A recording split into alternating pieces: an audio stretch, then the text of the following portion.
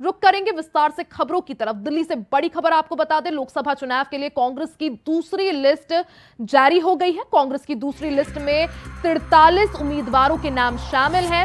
असम, मध्य प्रदेश, उत्तराखंड के उम्मीदवार घोषित किए गए हैं। जोरहाट से गौरव गोगोई कांग्रेस उम्मीदवार घोषित किए गए हैं। गुवाहाटी से मीरा गोस्वामी कांग्रेस प्रत्याशी बनी है। एमपी के छिंदवाड़ा से नकुल नाथ कांग्रेस प्रत्याशी है। अल्मोड़ा से प्रदीप टमटा को प्रत्याशी बनाया गया है। साथ ही पौड़ी से गणेश गोदयाल को प्रत्याशी बनाया गया है।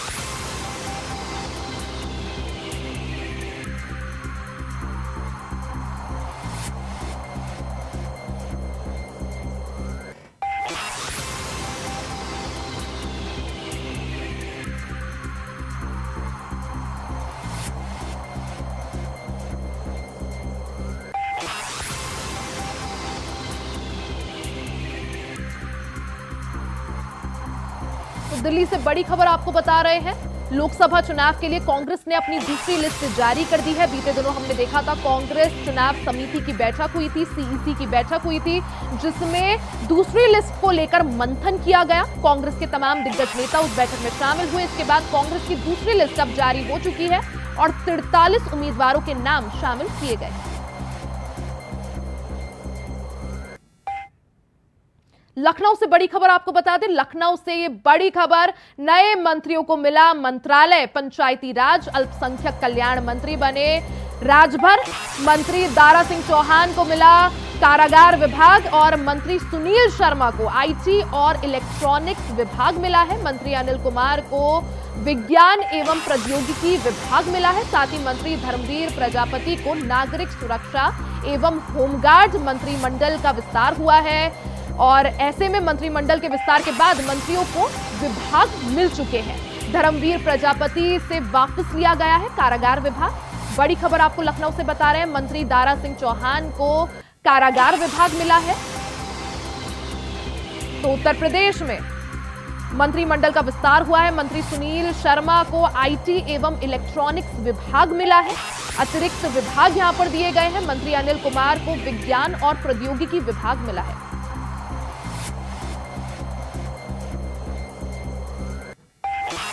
इस खबर पर ज्यादा जानकारी के लिए हमारे साथ यूपी से स्टेट कोऑर्डिनेटर अनिल जुड़ चुके हैं।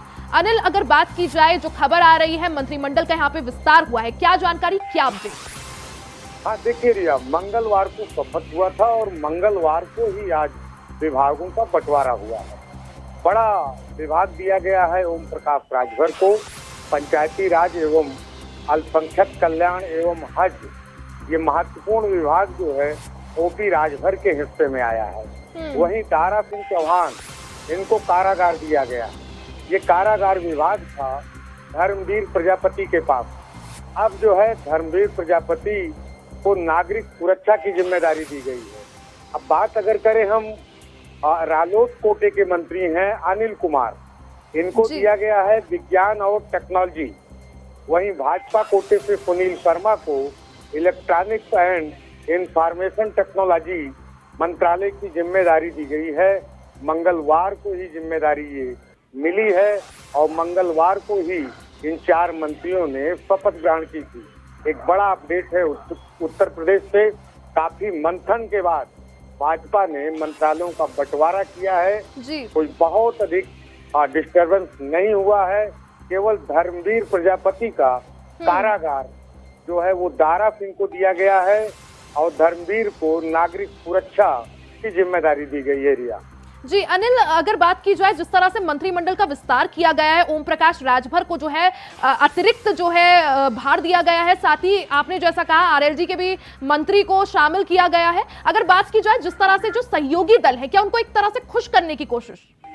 हाँ बेशक रिया, की जिस तरह से ओम प्रकाश राजभर को ये मंत्रालय दिया गया है, ये पंचायती राज मंत्रालय जो है, ये जो वर्तमान समय में भाजपा के प्रदेश अध्यक्ष है भूपेंद्र चौधरी के पास हुआ करता था।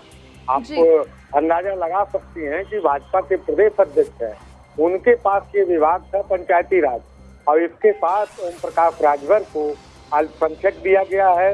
मुस्लिम एवं वक्फ एवं हज विभाग भी दिया गया है। इनको एक बड़ी जिम्मेदारी मिली है ओपी राजभर को। ओपी राजभर पावर की बात करते रहे हैं हम्म। और आज जो है उनका पावर मंत्रालय का जब बंटवारा हुआ है तो ये देखने को भी मिला है कि पावर है ओपी राजभर में, उनको जी। महत्वपूर्ण विभाग की जिम्मेदारी मिली है। जी अनिल जी, बहुत बहुत शुक्रिया आपका तमाम जानकारी साझा करने के लिए। वहीं यूपी को 3 नई वंदे भारत ट्रेन की सौगात मिली है। 2 ट्रेन लखनऊ से कनेक्ट होंगी, वहीं तीसरी ट्रेन वाराणसी से चलेगी। इस कड़ी में ट्रायल के लिए वंदे भारत ट्रेन रायबरेली पहुंची। इस दौरान रायबरेली के यात्रियों में सेल्फी लेने की भी होड़ दिखी। बता दें कि पीएम मोदी ने वर्चुअली 80,000 करोड़ से ज्यादा की योजनाओं को हरी झंडी दिखाई। इस योजना के तहत अलग अलग स्थानों से वंदे भारत ट्रेन रवाना की गई।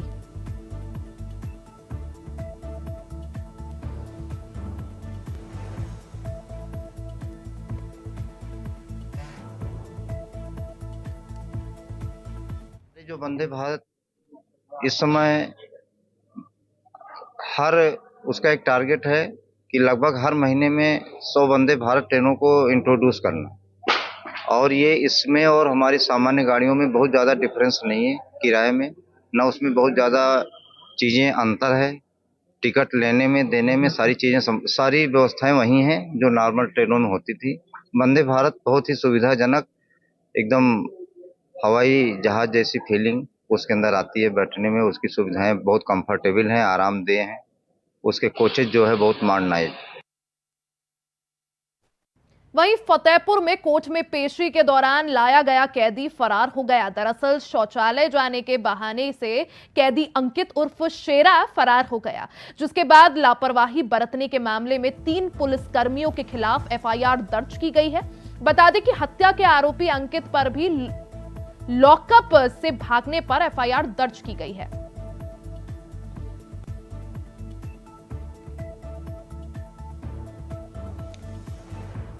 गैंगस्टर काला जठेड़ी और लेडी डॉन अनुराधा शादी के बंधन में बंध गए हैं। दोनों की शादी की पहली तस्वीरें सामने आ गई हैं।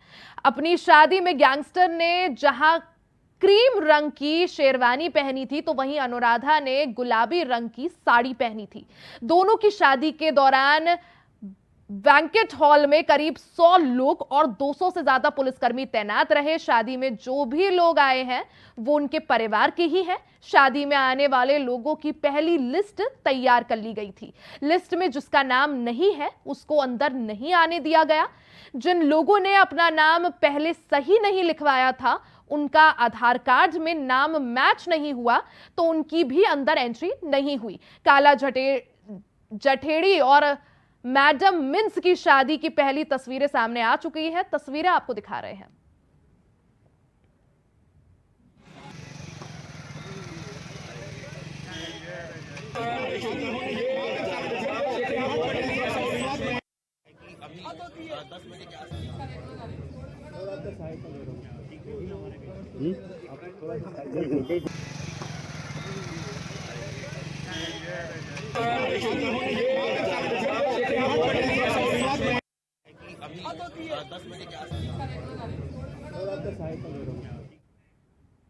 देश में लोकसभा चुनाव से पहले केंद्र की मोदी सरकार ने एक बड़ा कदम उठाया है। केंद्र सरकार ने पाकिस्तान, अफगानिस्तान और बांग्लादेश से आए अल्पसंख्यक लोगों को भारत की नागरिकता देने के मकसद से नागरिकता संशोधन अधिनियम यानी सीएए को लेकर अधिसूचना जारी कर दी है। इसका मतलब साफ है कि अब सालों से भारत में रह रहे ऐसे लोगों के लिए भारत की नागरिकता के लिए रास्ता साफ हो गया है। केंद्र सरकार के इस फैसले से भारत में रह रहे हिंदू शरणार्थियों में खासा उत्साह का माहौल देखने को मिल रहा है। कुछ ऐसी ही तस्वीरें दिल्ली के रोहिणी सेक्टर 11 में भी देखने को मिली। रोहिणी सेक्टर 11 में रह रहे पाकिस्तानी हिंदू शरणार्थियों में खुशी का माहौल साफ तौर पर देखा जा सकता है। यहाँ पर रह रहे लोगों ने जमकर आतिशबाजी की और नाचते गाते हुए एक दूसरे को मिठाई खिलाकर सरकार के इस फैसले का जश्न मनाया। साथ ही लोगों के चेहरे पर भी मुस्कान साफ तौर पर दिखाई दे रही है। केंद्र की मोदी सरकार ने 2019 में अपने घोषणा पत्र में सीएए के मुद्दे को लेकर के प्राथमिकता दिखाई, जिसके बाद 2019 में इस कानून को पास भी कर दिया गया।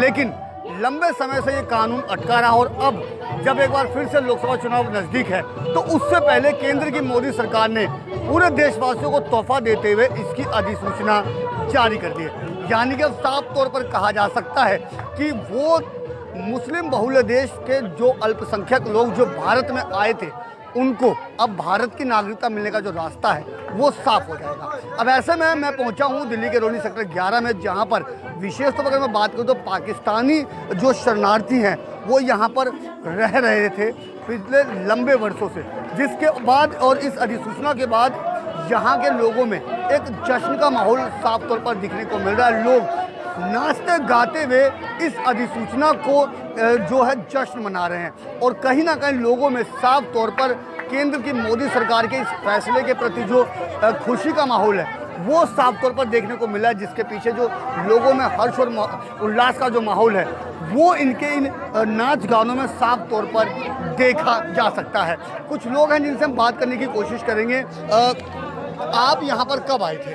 2013 में, 2011 में भी आए थे हमारे बहन भाई, और हम लोग 2013 में आए थे। अच्छा, मोदी सरकार ने सीए के कानून को लेकर के अधिसूचना जारी कर दी, यानी कि अब आप लोगों को भारत की नागरिकता मिल जाएगी। कितनी खुशी है आप लोगों में? खुशी तो हम अक्षरों से बयान नहीं कर सकते, कह के बयान नहीं कर सकते कि कितनी खुशी है। खुशी ऐसी है जैसे मछली को जल मिल जाए और मरे हुए प्राणी को प्राण मिल जाए, फिर से जीवित हो जाए। हमें जीवन दान दिया मोदी सरकार ने, हम मोदी सरकार का धन्यवाद दिल के अंदर कर रहे हैं।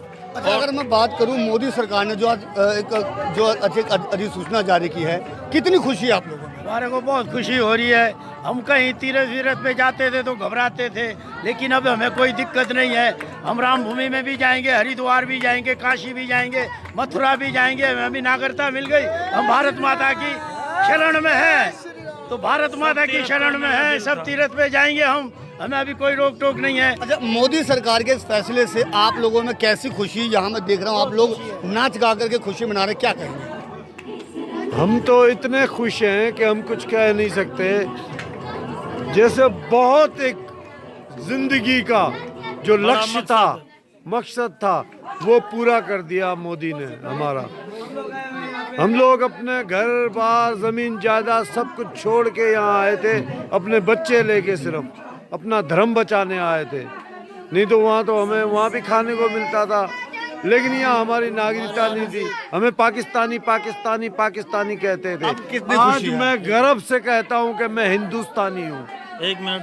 तो ये वो लोग हैं जो पाकिस्तान से 2013 के करीब में यहाँ पर आए थे और यहाँ पर रह रहे थे, और अब जो केंद्र सरकार ने अधिसूचना जारी की है उसके बाद जिस तरीके से इनके लिए भारत की नागरिकता का जो रास्ता साफ हो गया है, साफ तौर पर खुशी देखने को मिल रही है। और ये कहा जा सकता है कि इनके लिए अब एक नया सवेरा जरूर उग गया है।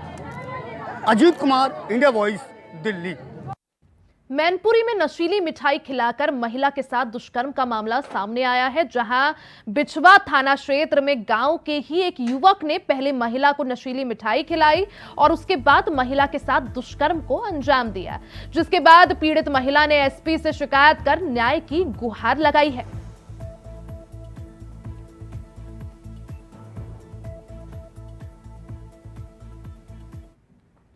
इसी के साथ इस बुलेटिन में फिलहाल के लिए सिर्फ इतना ही। खबरों का सिलसिला आगे भी जारी रहेगा, बने रहे हमारे साथ, देखते रहे इंडिया वॉइस।